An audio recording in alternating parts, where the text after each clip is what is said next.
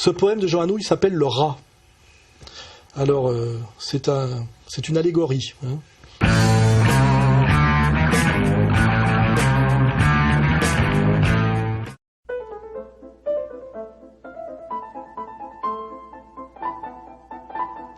Alors l'antisémite du mois, c'est ma rubrique effectivement que j'avais lancée comme une boutade à l'époque, pour dire en fait qu'effectivement c'était grâce à Hitler qu'on avait inversé les valeurs après 1945. C'est-à-dire que je ne veux pas dire qu'il n'y avait pas de philosémites avant 1945, c'est un peu une boutade, mais je veux dire que le rapport moral et statistique entre ce qu'on appelle antisémite, qui est un terme impropre. Hein. Les sémites, c'est les musulmans, les sémites, c'est les arabes. Je suis pro-musulman et pro-arabe, donc je suis philosémite. On parle d'anti-judaïsme, hein, évidemment. Hein. Donc, en fait, mais je prends le terme comme salafiste, je prends le terme imposé. Salafiste, qui est un faux terme, et antisémite est un faux terme, imposé par les mêmes, pour les mêmes raisons, parce que qui contrôle le vocabulaire vous contrôle déjà votre cerveau, quoi que vous fassiez. Hein. Quand vous vous soumettez au matériel linguistique de l'ennemi, vous avez déjà perdu avant de commencer. Hein. C'est le principe de la domination. C'est celui-là aussi, extrême droite, antisémitisme, salafisme, tout ça, voilà, c'est des mots manipulés pour vous piéger, quoi que vous fassiez. Voilà. Donc, je rappelle que c'est grâce à Adolf Hitler qu'il y a eu Israël. La Shoah en soi, c'est clair que c'est pas une chose qui est bonne. Mais en fin de compte, dans le calcul de tout ce qui va se passer, tout ce qu'il y a eu dans l'histoire, Hachem, il a un enfant adoré, c'est Am Israël. Sans Shoah, il n'y avait plus d'Am Israël. Alors c'est souffrance, et c'est terrible. Mais quand tu as une vision qui est réduite au lamazé, alors il n'y a aucune compréhension, mais quand tu comprends maintenant qu'on parle d'infini, et par rapport à un peu de souffrance que tu as ici, tu reçois l'infini, ça vaut le coup. Et c'est grâce aussi à Hitler que, après 1945, la proportion statistique et comment dirais-je, l'ordre moral entre antisémites, en réalité anti-judaïque et pro-judaïque, a été totalement inversé. Cette Shoah, même les gens les plus loin de la Torah, quand ils voient un film sur la Shoah, ils disent je suis juif, ça les sensibilise, ça les identifie à ce peuple. Les bienfaits de la Shoah, c'est inimaginable. Inimaginable. Avant, c'est-à-dire depuis les Égyptiens jusqu'à 1945, les hommes de talent, les hommes qui avaient de la morale et les religieux authentiques avaient bien désigné le judaïsme comme un problème, le Christ, les évangiles, le Coran, les penseurs du socialisme, les penseurs de la tradition, tous avaient bien dit il y a un problème avec le judaïsme et le peuple qui porte cette idéologie. Hein. Et les philosémites étaient plutôt des Mark Twain, des mecs un peu qui étaient en général philosémites pour des raisons qualifiées aujourd'hui d'antisémites. Un peuple qui dynamise l'économie, ils sont malins. Voilà, c'était genre prenons exemple sur eux, et c'était plutôt prenons exemple sur eux comme modèle pour la bourgeoisie. Hein. Comment dominer par par la méthode bourgeoise moderne, c'est-à-dire par la manipulation dialectique et le commerce, plutôt que par les méthodes traditionnelles qui sont la virtus, la vertu et la force guerrière. Hein. Donc on voit bien qu'en fait, c'était ça le climat. Et aujourd'hui, à force de domination communautaire, de terrorisme intellectuel ou moral par la Sainte Shoah et par la surreprésentation de spécialistes du pile-poule pour nous faire passer la dialectique casuistique pour du logos, c'est-à-dire qu'effectivement, travestir et détruire chaque jour un peu plus, comment dirais-je, la saine logique aristotélicienne par effectivement cette espèce de fausse logique qu'on appelle la casuistique dialectique, on a imposé, ça a pris des années au bon peuple de France, effectivement, qu'un anti-judaïque était un crétin, un raciste et un malfaisant. Hein, alors qu'en fait c'est simplement quelqu'un qui, au nom des saines valeurs humanistes universelles, qu'elles soient celles de la chrétienté ou de la République, refuse de se soumettre à un peuple qui prétend être le peuple élu, qui se transmet par le sang de la mère, c'est-à-dire un peuple qui prétend au suprémacisme racial pour des raisons théologiques et belliqueuses. On va mettre aussi là quelques citations de l'Ancien Testament pour voir quel est le projet de l'Ancien Testament. Hein.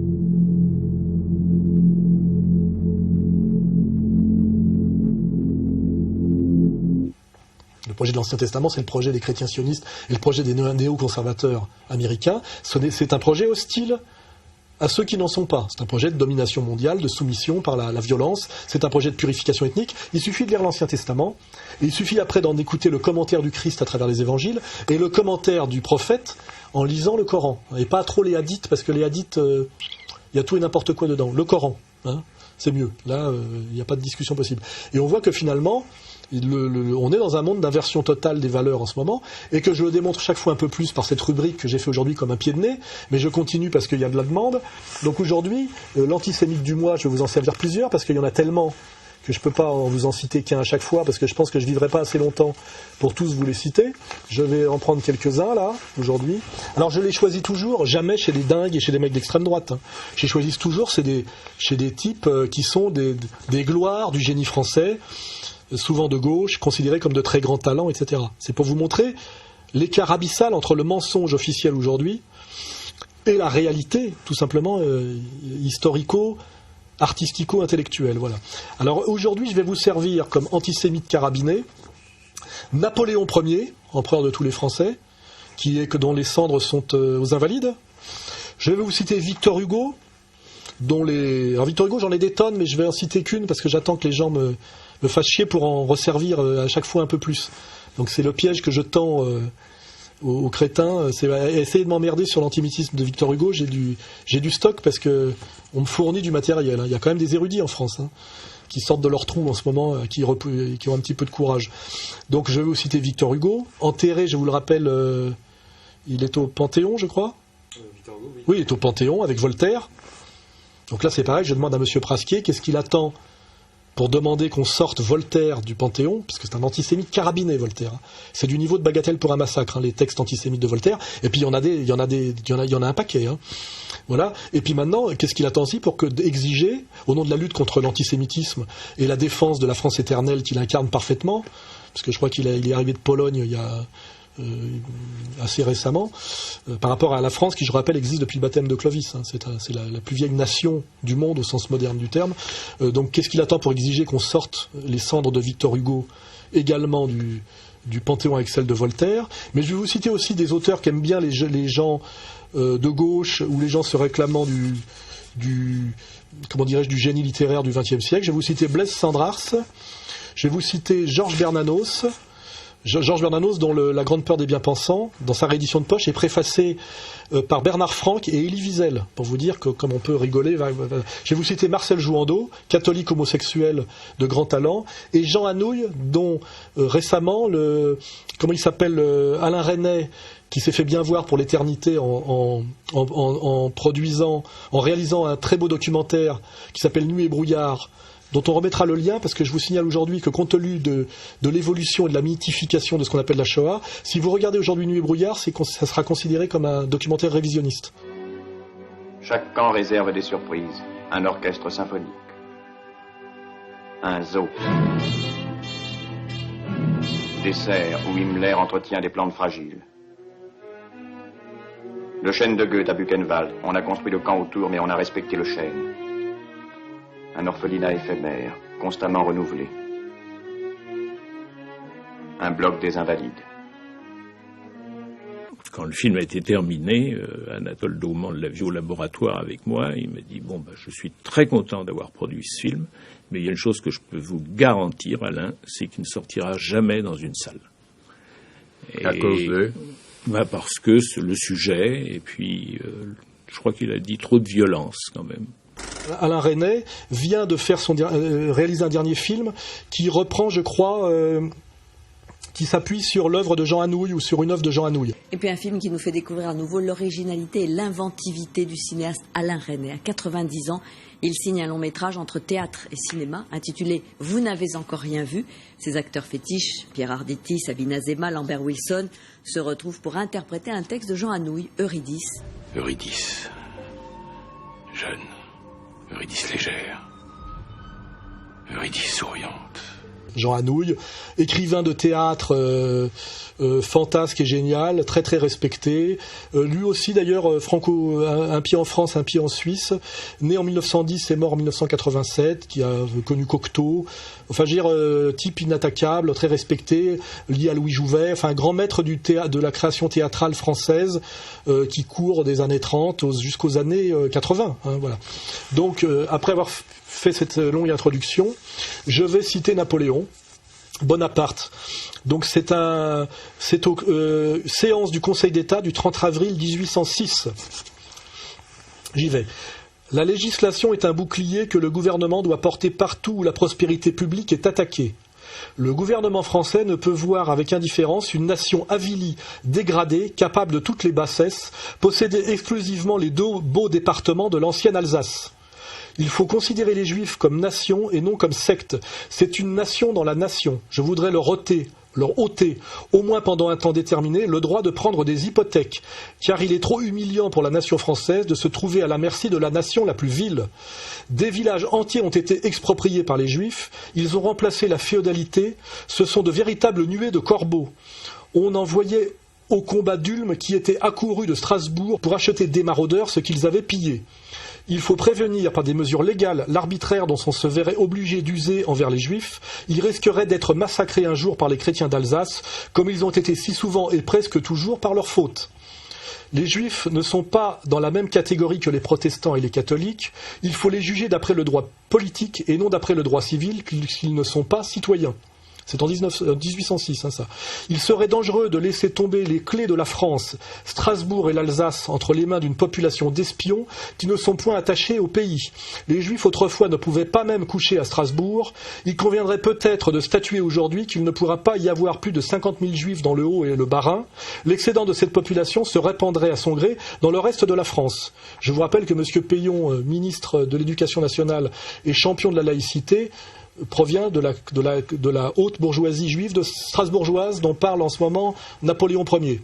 Voilà, moi je pense qu'il faudrait aussi qu'on s'occupe de Napoléon et qu'on le sorte de l'histoire de France et surtout qu'on sorte ses cendres des invalides. Voilà. Je finis. On pourrait aussi leur interdire le commerce en se fondant sur ce qu'ils le souillent par l'usure et annuler leurs transactions passées comme étant entachées de fraude. Donc là, c'est pas les réparations, ça serait dans l'autre sens. Les chrétiens d'Alsace et le préfet de Strasbourg m'ont porté beaucoup de plaintes contre les Juifs lors de mon passage dans cette ville. Donc ça, c'est c'est un discours prononcé par Napoléon Ier, empereur de tous les Français, en séance du Conseil d'État le 30 avril 1806. C'est d'un antisémitisme carabiné. Voilà. Donc je vous laisse méditer sur tout ça. Bon, je vais enchaîner. Victor Hugo. Alors Victor Hugo, j'en ai tellement que j'ai pris une petite chanson. Voilà. Je rappelle que Victor Hugo, 1802-1885. Voilà, c'est un type qui a vécu, à la période qui a précédé et suivi Napoléon III. Voilà. Qui a un parcours d'ailleurs. Il a commencé monarchiste, puis il a été pour Napoléon, puis contre Napoléon III. Enfin, c'est un politicien aussi, en plus d'être un auteur très prolifique, sans doute de génie, même si c'est un génie massif et quantitatif, plutôt qu'un génie subtil et qualitatif comme Baudelaire. Mais bon, Victor Hugo, c'est la gauche française, c'est le consensus droit de l'homiste dans toute sa splendeur. Donc là, je vais vous lire une petite chanson de Victor Hugo. C'est une chanson. Alors, courtisan, attablé dans la splendide orgie, la bouche par le rire et la soif élargie, vous célébrez César très bon, très grand, très pur, vous buvez apostat à tout ce qu'on révère, le chypre à pleine coupe et la honte à pleines lèvres, mangez, moi je préfère vérité ton pain dur, boursier qui tond le peuple, usurier qui le triche, gai soupeur de chevet, ventru, coquin et riche, ami de foule de le juif et de Maupas le grec, laissez le pauvre en pleurs sous la porte cochère, engraissez-vous, vivez et faites bonne chère, mangez, moi je préfère probité ton pain sec. Voilà. Donc on a toujours effectivement cette éternelle diffamation infondée du juif usurier, du juif fauteur de guerre, du juif traître à la nation qui l'accueille. Évidemment, propos totalement délirants, mais partagés quand même par l'immense majorité des penseurs, des poètes et des hommes politiques depuis les Égyptiens jusqu'à 1945. Voilà. Le monde est fou. Donc après, nous allons enchaîner sur Blaise Cendrars. écrivain suisse de culture française, un peu comme moi, né en 1887 et mort en 61, un héros de la guerre de 14. Membre du petit peuple, écrivain de talent, très apprécié à gauche, anticolonialiste, enfin vraiment un type inattaquable.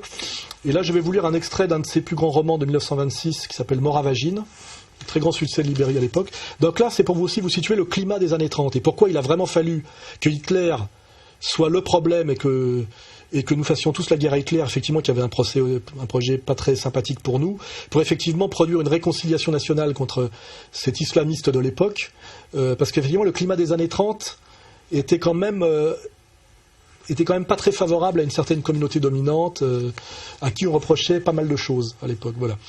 Donc Blaise Cendrars, Moravagine, 1926. Alors là, c'est pour vous dire, voilà, je lis. Macha était masochiste et en tant que juive, elle l'était doublement. Car y a-t-il eu un peuple au monde plus profondément masochiste qu'Israël ? Israël s'était donné un dieu d'orgueil à la seule fin de le bafouer. Israël avait accepté une loi rigide à la seule fin de la transgresser. Et toute l'histoire d'Israël est l'histoire de cet outrage et de cette transgression. On voit le peuple élu trahir et vendre son Dieu, puis marchander la loi.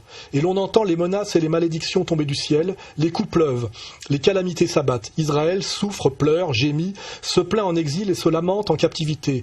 Oh, quel amour! La main du Seigneur s'appesantit sur lui et l'écrase. Israël se contorsionne, Israël verse des larmes de sang. Mais Israël jouit de sa bassesse et se délègue de son avilissement. Quelle volupté et quel orgueil! Être le peuple maudit, être le peuple frappé jusque dans sa dernière génération, être le peuple dispersé par les verges mêmes du Seigneur Dieu et avoir le droit de se plaindre à haute voix, de se chercher chicane et de crier son infamie et avoir la mission de souffrir, d'adorer son mal, de le cultiver et de contaminer secrètement les peuples étrangers.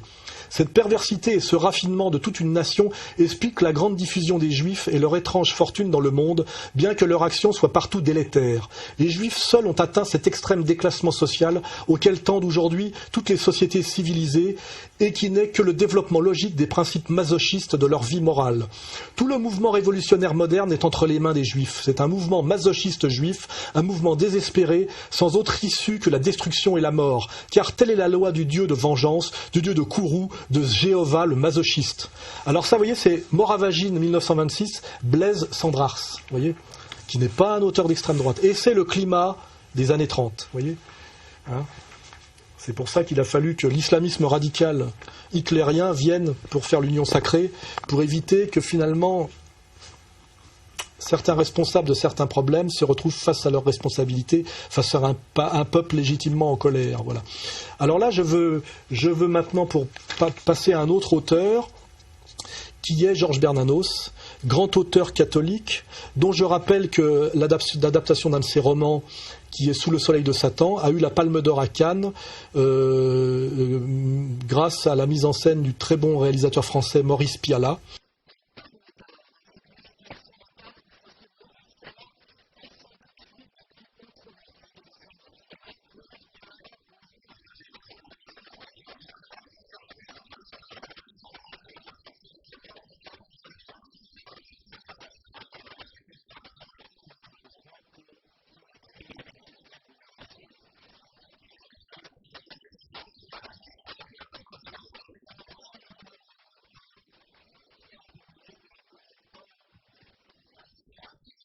Grand admirateur de Céline, lui aussi.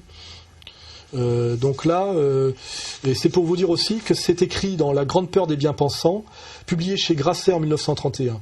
Hein, voilà. Donc faut que vous voyez le climat des années 30, que ce soit des mecs de gauche, de droite, catholiques, plutôt libertaires. Il y avait un climat global des années 30 que comment dirais-je, explique très bien un très bon sociologue israélien qui s'appelle Simon Epstein. Hein.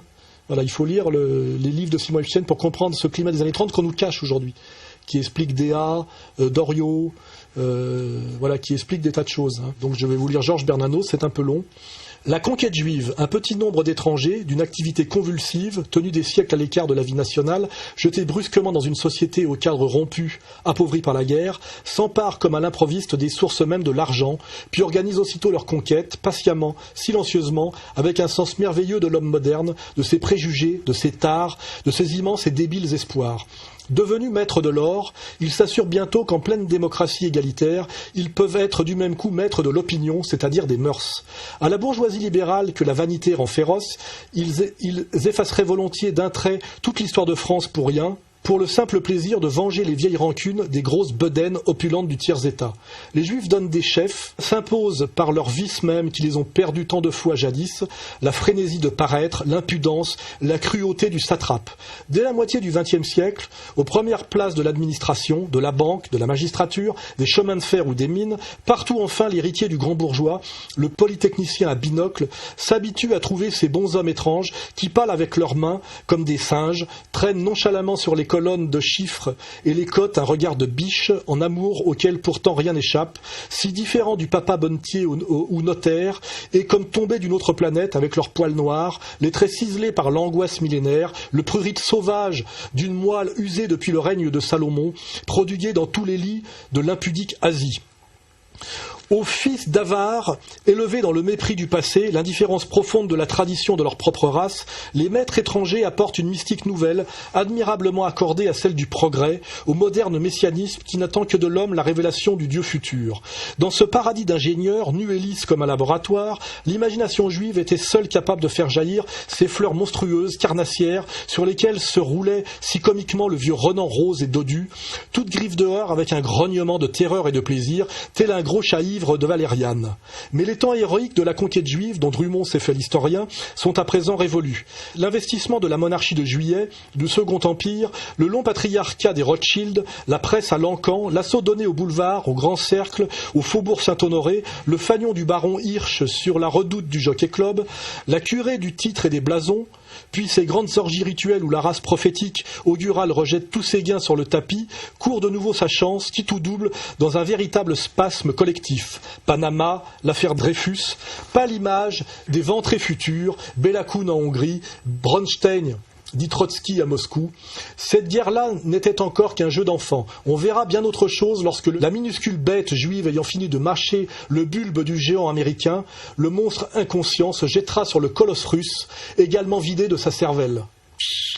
La grande peur des bien-pensants, Grasset, 1931. C'est publié par Grasset à l'époque. Je vous rappelle que c'est la maison d'édition dont a pris le contrôle Bernard-Henri Lévy aujourd'hui. Je pense que rien que pour ça déjà, il devrait se débattre et demander sa disparition, sa mise au banc et au pilori. Voilà. C'est un texte particulièrement antisémite qui dit la même chose d'une autre manière que le texte que je vous ai lu avant de Blaise Cendrars, alors que ces gens-là n'ont rien à voir l'un l'autre, à part être issus de la petite bourgeoisie et du petit peuple et d'avoir eu un destin d'écrivain aventurier assez désargenté.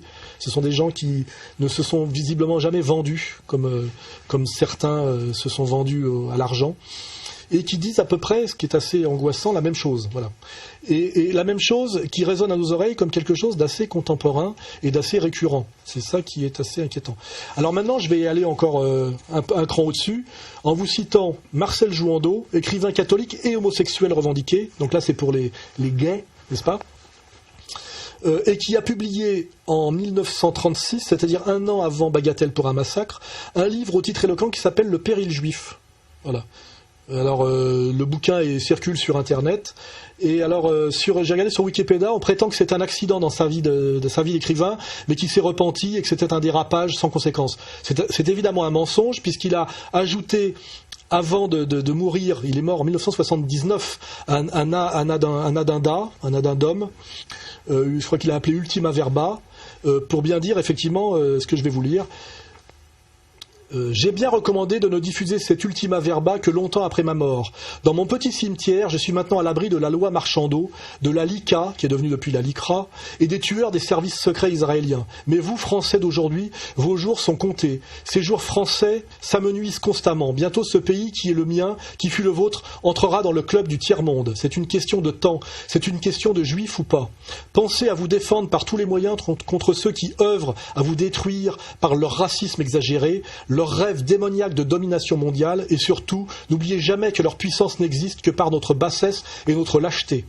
Alors ça, c'est l'addendum appelé Ultima Verba au livre de Marcel Jouandeau qui s'appelle Le Péril juif, et qui est un peu le Bagatelle pour un massacre de Jouandeau, et qu'il a demandait qu'on ne publie qu'après sa mort en 1979, pour vous dire qu'il n'avait jamais changé d'idée entre les années 30 et la fin des années 70, et qu'il avait conscience que déclarer ce qu'il déclarait était risquer sa vie. Hein, voilà.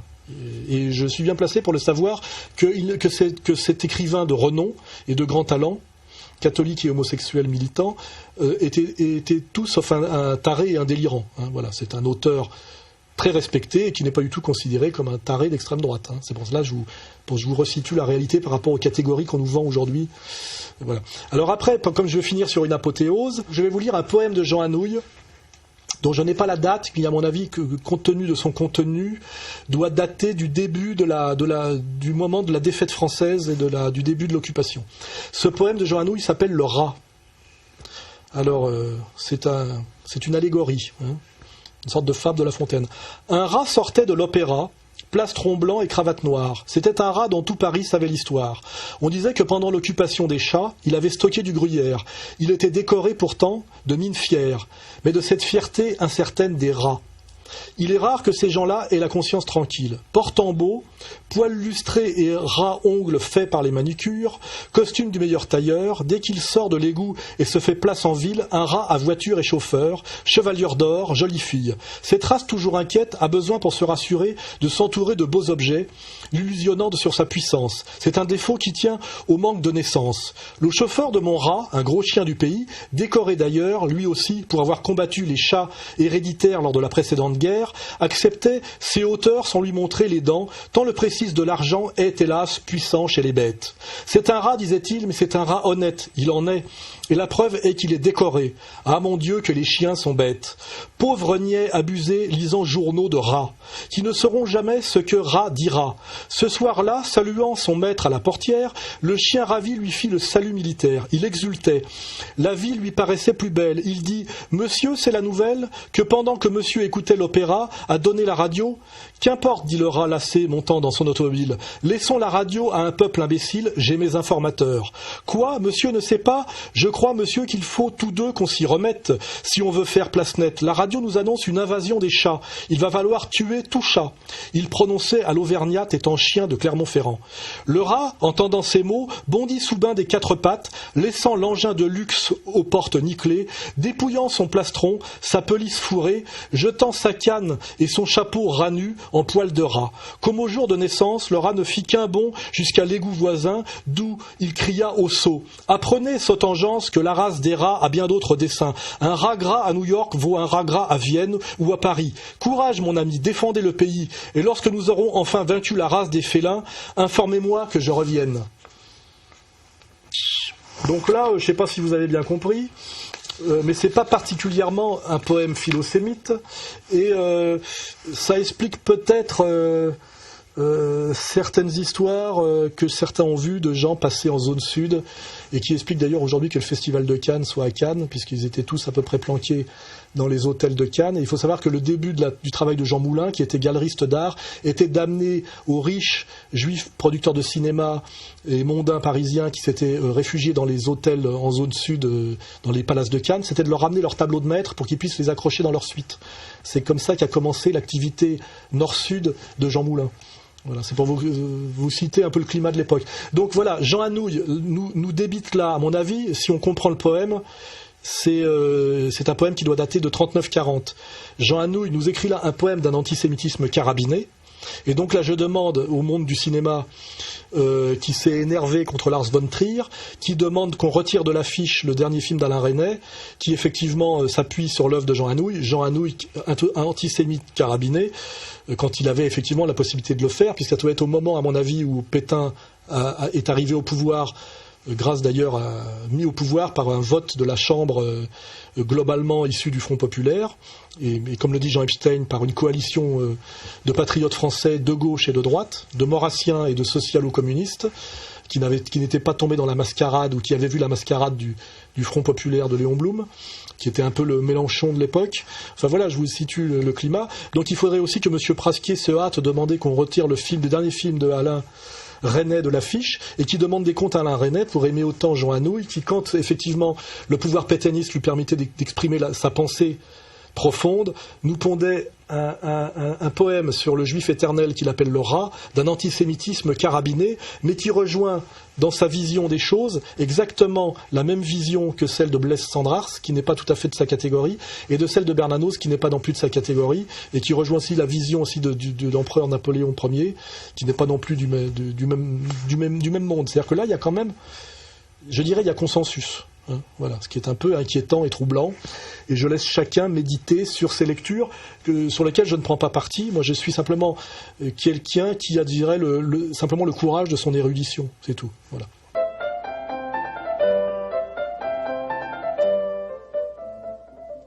Ah oui, alors il y a toujours je reçois des messages disant oui, vous dites qu'avant 1945 tous les grands esprits étaient antisémites. C'est pas vrai, ce qui est d'ailleurs évidemment pas vrai, puisqu'il y en a toujours un qui ne l'est pas, ou ne l'est qu'à moitié, ou l'est paradoxalement, etc. Et là, il y a un vieux débat qui court depuis des années avec certains crétins hystériques, notamment. Il y avait une espèce un mec qui s'appelle Asensio, ou je sais pas quoi, qui prétendait que Léon Bloy était un incroyable philosémite, parce qu'il avait écrit un bouquin qui s'appelle « Le salut par les Juifs ». Alors je pense que pour comprendre ce que veut dire ce livre, il faut d'abord bien s'intéresser au catholicisme de Léon Bloy, bien le lire, et puis bien lire aussi d'autres écrits de Léon Bloy, notamment les passages de description du juif dans le désespéré, pour voir que si Léon Bloy était un philosémite, il faut s'inquiéter de ce qu'est le philosémitisme.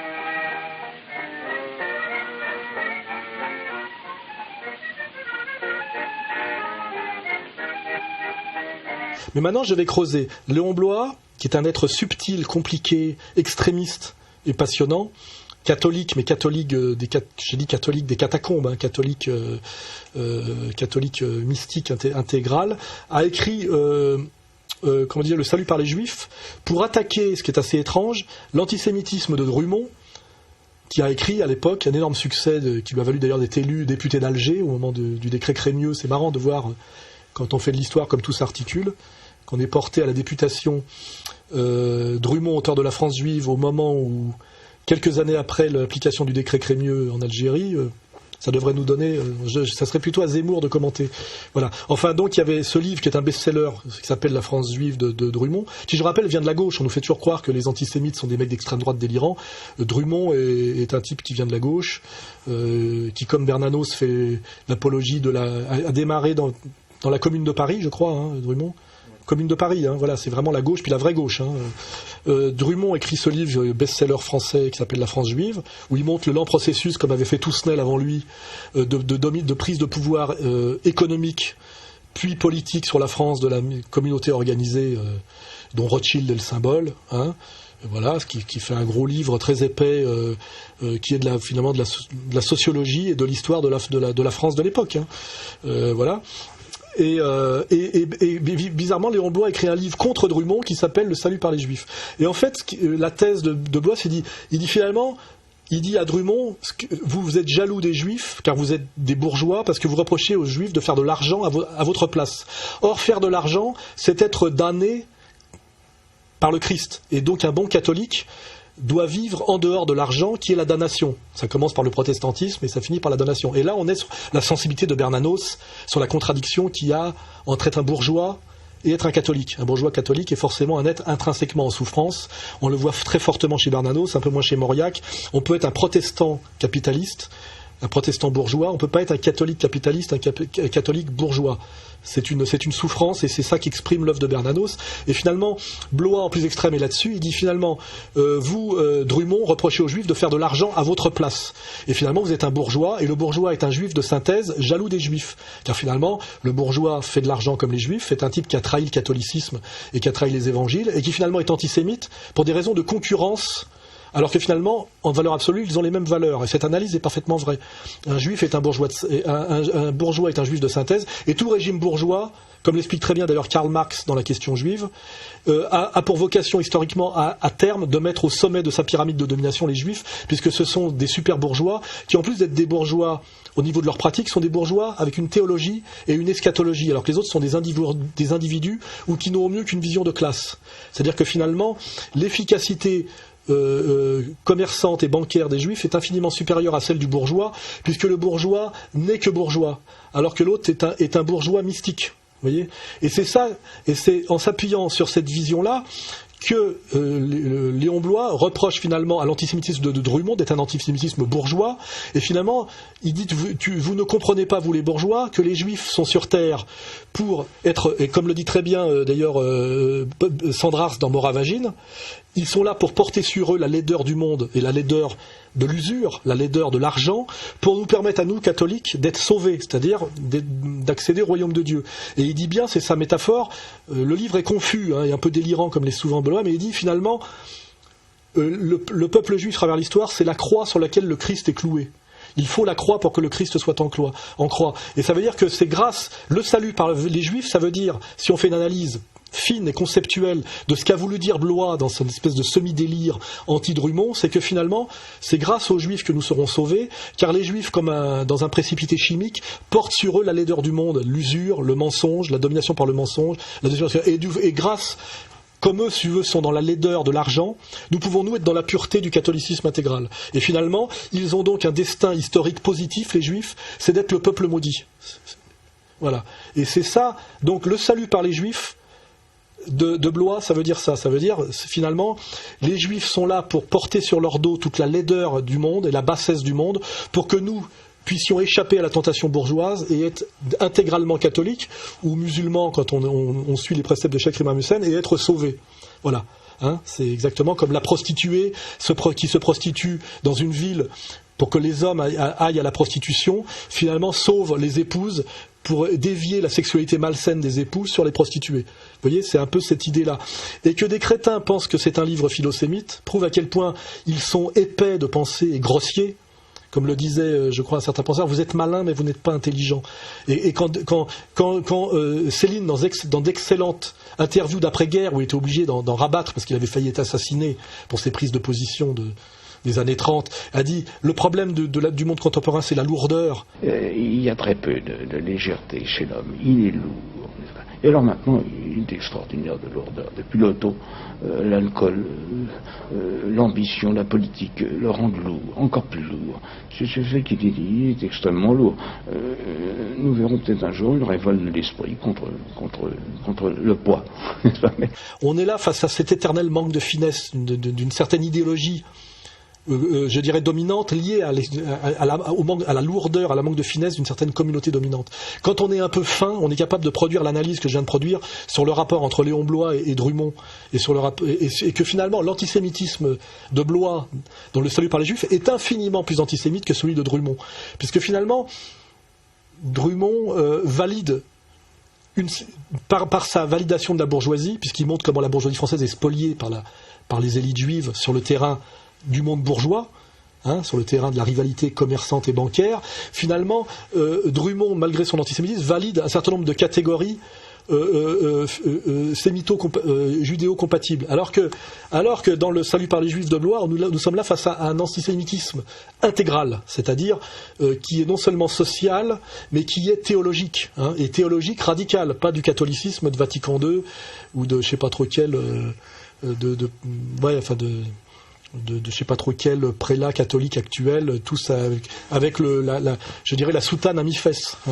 Voilà. Et je crois que le salut par les Juifs, quand on le lit avec finesse, la finesse dont parle Céline, et dont je suis aujourd'hui un des dépositaires, et qu'on ne retrouve ni chez Todd, ni chez aucun des intellectuels en cours aujourd'hui, je ne vais même pas citer de nom, parce que ce sont tous des lourdeaux à gros pieds, on voit que sans doute le salut par les Juifs de Léon Bloy, et sans doute quand on le lit bien, et qu'on comprend par l'esprit de finesse et la saine utilisation du logos, et non pas par la dialectique casuistique et le pile-poule qui consiste à saucissonner phrase après phrase pour qu'on n'y comprenne plus rien, effectivement, avec une analyse du morpion que j'ai parfois sous les fesses, on peut penser que Blois est un philosémite en citant quelques phrases du Salut par les Juifs, mais tant qu'on comprend ce que veut dire ce livre par une vision globale de type grec, de type hegélienne, cette pensée de la totalité, cette pensée de la vraie dialectique bien comprise, de la dialectique hegélienne, pas de la dialectique casuistique des déconstructionnistes Derrida ou des maîtres de la pensée poivrée